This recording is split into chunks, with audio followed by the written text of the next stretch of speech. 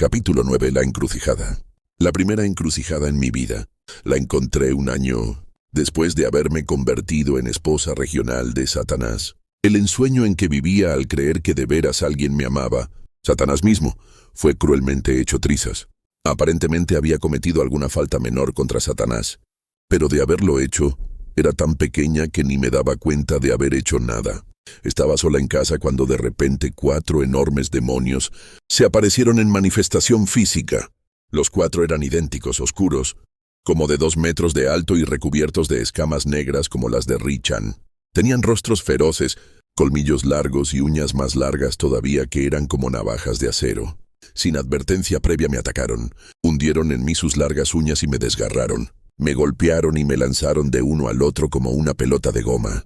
Yo gritaba, chillaba y les suplicaba que no me siguieran dañando, que me dijeran por qué lo hacían, pero no me decían ni una palabra. Simplemente gruñían y se reían con espantosas risotadas. Manchan y Richan, mis guardianes, estaban allí pero no hacían nada por ayudarme o explicarme el porqué de lo que me hacían. Media hora después se fueron tan repentinamente como habían aparecido. Quedé tirada en el suelo exhausta y en agonía. Tenía la espalda desgarrada y enormes arañazos de pies a cabeza. Los muebles estaban volcados y mi sangre había salpicado por todas partes. Estaba allí tirada sollozando, jadeando y tratando de recuperarme cuando Satanás se apareció en la puerta. Como de costumbre, venía con su disfraz favorito de hombre extremadamente guapo. Se quedó mirándome, echó la cabeza hacia atrás y soltó una carcajada. Siguió riendo mientras yo permanecía allí sollozando, preguntándole por qué los demonios me habían atormentado tan cruelmente. No me dijo nada salvo que estaba siendo castigada. Hasta dijo que a su parecer los demonios habían hecho un buen trabajo. Entonces, sin hacer ni un gesto para ayudarme, desapareció. Eneo tenía explicación para ello, excepto una. Satanás me aborrecía y era un mentiroso. Tal convencimiento era a mi corazón una herida más profunda que las heridas de mi cuerpo. Yo misma tuve que limpiarme y limpiar el apartamento lo mejor que pude. Para ese entonces ya yo era enfermera y tuve que valerme de cuanto conocimiento tenía para poder sobrevivir. No podía buscar la ayuda de nadie porque no podía explicar lo que me había sucedido. Nadie se interesaba tanto en mí como para venir y averiguar lo que me pasaba y ayudarme. Cuando al fin mis heridas sanaron, no quedaron cicatrices. Satanás se encargó de que así fuera. No dejó evidencia alguna que yo pudiera usar contra él en el futuro. Fue entonces que comprendí, más allá de toda duda, que Satanás me odiaba y despreciaba, y que no me amaba como me lo había dicho. Comprendí también que los demonios se estaban aprovechando de mí. Fue Manchan y los otros los que denunciaron las pequeñas faltas que había cometido. Muchas veces había encubierto cosas que ellos habían hecho para protegerlos de la ira de Satanás. Me habían traicionado. Resolví abandonar la secta si podía, aunque esto fue un par de años antes de que Dios me mostrara cómo hacerlo. Me sentía abrumadoramente atrapada. Estaba rodeada de demonios por dentro y por fuera. En aquel tiempo yo pensaba que podían leerme la mente. Apenas me atrevía a pensar en salir y ciertamente no podía hablar de eso, porque los demonios se enteraban. No sabía dónde encontrar ayuda, dónde iba a encontrar poder para derrotar a Satanás y a los demonios. Si es que vivía lo suficiente para siquiera intentarlo. Tenía que fingir que quería seguir en la secta. Sabía que al fin y al cabo Satanás y los demonios planeaban mi destrucción. Si Manchan u otro demonio descubría lo que yo estaba pensando, me costaría la vida en una muerte agonizante.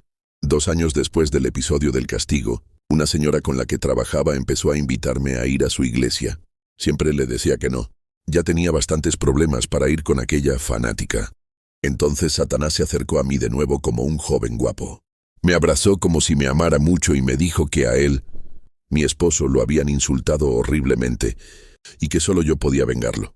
Sabía de las invitaciones de Esther, mi compañera de trabajo, a que la acompañara a su iglesia. Quería que fuera y que destruyera aquella iglesia porque la gente de allí se atrevía a proclamar que él, Satanás, no solo estaba vivo y coleando, sino que era malo y había que combatirlo y podía ser combatido.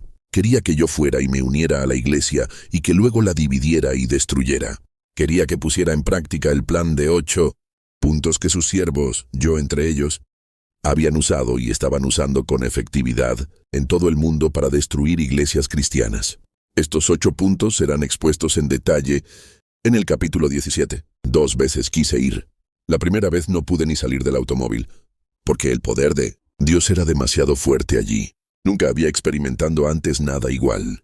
La segunda vez llegué hasta la puerta, pero literalmente no pude agarrar el picaporte para abrirla. De nuevo el poder y la presencia de Dios eran demasiado fuertes. Los demonios dentro de mí lo sintieron también y redondamente no quisieron entrar. No sé si yo hubiera entrado a no ser porque Esther me habló otra vez en el trabajo. Me retó a que lo hiciera. Ya ella me conocía y sabía que no iba a rechazar un reto. Por fin asistí. Me deslicé en el último banco. Esther me observaba y cuando me vio entrar, me hizo señas para que fuera a sentarme con ella en la primera fila, pero no quise. Así que vino y al sentarse junto a mí me dijo, «Está bien, Dios está lo mismo aquí que en el banco delantero». No me gustó aquello. Precisamente aquel día, el joven predicador de la noche era un aspirante al pastorado. Lo único que nos faltaba a mí y a los demonios era sentarnos allí a escuchar aquel sermón. Y eso que yo estaba acostumbrada a ir a la iglesia. Luego, para empeorar las cosas, inmediatamente después del culto, el pastor dio una vuelta y fue a sentarse en el banco donde Esther y yo estábamos y se puso a hablarme para que yo le entregara mi vida a Jesucristo. Le dije a las claras que no quería a Cristo ni lo necesitaba. Simplemente sonrió y me dijo, «Bueno, pero estoy seguro de que no le importará que ore por usted». Recordé al momento que yo tenía que unirme a la iglesia y me contuve. «Está bien». Entonces, para espanto mío, me colocó la mano en el hombro y oró a viva voz. No podía soportar que nadie me tocara, y menos él. Lo mismo podría decir de los demonios. Me revolví, pero él parecía no darse cuenta y siguió orando. Salí de la iglesia en cuanto pude después que el servicio concluyó. Pero algo me había tocado. En camino a casa le dije al Señor que si existía y quería que fuera suya, tenía que permitir que aquel joven obtuviera el pastorado de aquella iglesia. Al siguiente domingo la iglesia lo aceptó como pastor, pero yo tardé 1 año en cumplir con mi parte del trato. Durante aquel año ocurrió otro incidente que resultó trascendental en cuanto a hacerme comprender que Satanás mentía, que hay un poder mayor que el suyo y que Jesús tenía que ser la respuesta. Poco después de haber comenzado yo a asistir a la pequeña iglesia, Satanás me visitó muy enojado.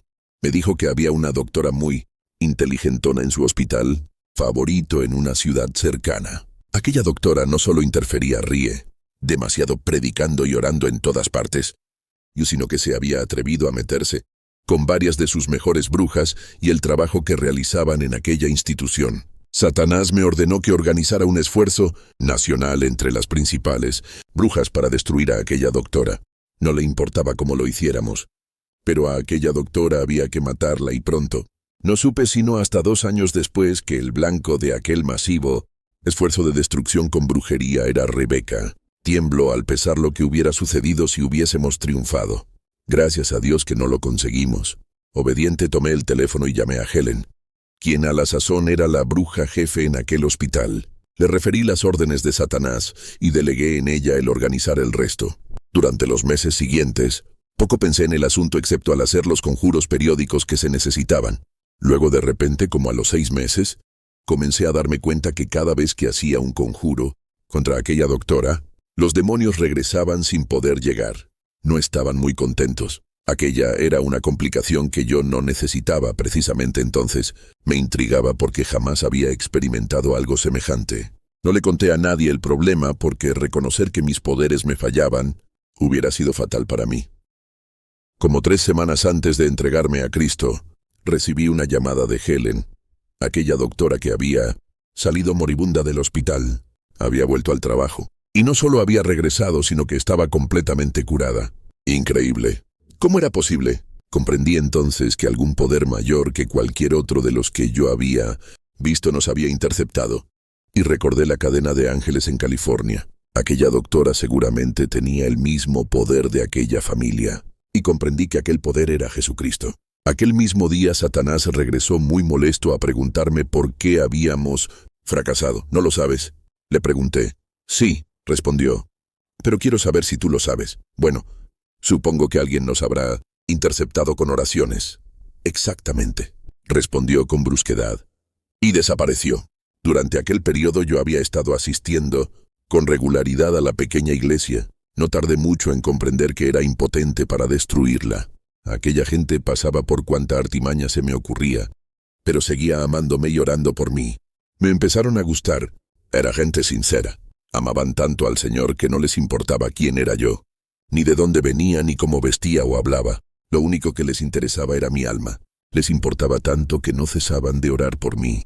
Sus oraciones me empujaron al altar un domingo, en la noche en que por fin dije: Jesús, te quiero y te necesito. Perdóname y ven a mi corazón y a mi vida. ¡Qué lucha tan grande! Manchan y los demás demonios trataban de mantenerme la boca cerrada. Me gritaban en la mente que me habían mentido, que Dios no existía y que Jesús estaba muerto. Pero sabía lo mentirosos que eran y no les hice caso. En aquel momento Manchan y los demás demonios comenzaron a hacer y a deshacer. Lo primero fue volar a contarle a Satanás lo que yo había hecho. Y allí mismo empezó el gran lío. Cuando regresé a casa aquella noche, Satanás fue a verme, pero las cosas eran extrañamente diferentes. Normalmente Satanás llegaba y me ponía la mano en el hombro o me cargaba en sus brazos, pero esta vez se mantuvo alejado. Pude ver que estaba acompañado de muchos demonios poderosos, pero estos también se mantuvieron lejos de mí. Satanás hervía en cólera. ¿Qué demonios te has creído?, me gritó. Te estoy dejando, le contesté. No puedes hacerla. ¿Que no? Ya lo hice. Eres mi esposa. Yo te conquisté y si no haces lo que te digo, te mato. No puedes violar el contrato. Prefiero morir por Dios que seguir siendo tu esposa. Aquel contrato ya no es válido porque ha sido cubierto por la sangre de Cristo. Lo único que tú puedes ofrecerme es mentiras y destrucción. Estás dando un mal paso. Y pronto te lo voy a demostrar. Vete de mi casa. Ya ves, tú no eres cristiana. ¿Qué dices? ¿Que los cristianos no dicen malas palabras? No se me había ocurrido aquello. Pero desde luego hacía solo 2 horas que era cristiana y estaba acostumbrada a hablar como me venía en gana, cuando no estaba en la iglesia. ¿Y qué? Yo sé que lo soy porque le pedí a Cristo que perdonara mis pecados y viniera a mi corazón. Y yo sé que lo ha hecho. Te crees eso, pero no es así. Yo estaba ya tan molesta que intenté saltar y darle un puñetazo en la nariz, pero por algún motivo no pude mover los pies. Satanás, ya muy enojado también, me gritaba amenazas. De repente sentí que una cálida paz me embargaba e inequívocamente escuché la voz del Señor, que hablaba por primera vez a mi espíritu. Me dijo: no temas, hija mía, yo estoy aquí y Él no puede hacerte daño. Otra vez le dije a Satanás que se fuera, pero esta vez mencioné el nombre de Cristo y al instante desapareció. Calculo que Satanás debe haber regresado unas 20 veces en las 2 semanas siguientes. Unas veces vino haciendo gala de sus encantos, como el más amante esposo, pero casi todas las veces llegó furioso. Quería persuadirme. Me dijo que Jesús estaba muerto. Me amenazó con muchas cosas, pero ni una sola vez se me acercó. Siempre guardaba la distancia, y lo mismo los demonios. Muchas veces llegaron muchos demonios con intenciones de torturarme, como aquellos 4 lo habían hecho anteriormente, pero siempre se detenían a corta distancia de mí, confundidos y espantados, y se marchaban sin decir nada. Poco a poco fui comprendiendo que estaba recibiendo alguna protección especial del Señor. Ni siquiera Manchan, aunque me acosaba a toda hora, podía despedazarme como lo había hecho antes. Yo tenía más poder sobre él que él sobre mí. A pesar de la protección especial que tenía, Manchan logró que cayera seriamente enferma. A las 2 semanas, me encontraba como paciente en un hospital que no conocía y en una ciudad extraña. No me daba cuenta que el Señor lo estaba permitiendo. Mi largo camino hacia la total y completa liberación de los demonios, y mi largo camino hacia una consagración absoluta a Jesús mi Señor y Maestro, había de comenzar en aquel lugar. A las 2 semanas de aceptar a Jesucristo, perdí casi todos los bienes que había obtenido a través del satanismo, pero alabo al Señor porque ya Él estaba al frente de todo, y porque comencé una nueva vida con Jesús, y conocí a la persona que tanto luché por matar, Rebeca.